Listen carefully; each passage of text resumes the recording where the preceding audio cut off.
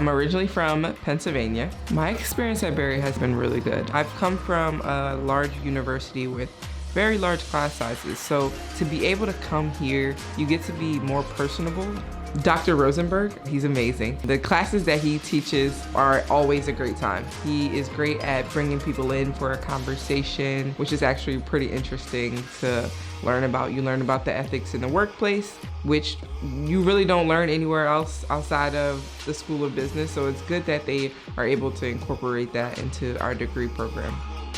I have to say Berry is one of my favorite schools, where I've never felt like a family before. They've been friendly from the start, always helping me going through, and when I started my classes on the online MBA program, it was a totally different experience than what I was used to. One of my favorites would be my global marketing professor, Dr. Ye Sheng.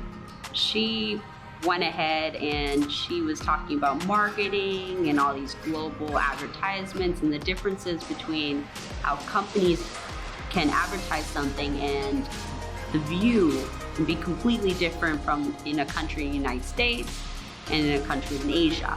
So the global marketing class was the first time it ever opened me up to those ideas. I love the experience here, I love the family here, and it's a connection that I will hold forever.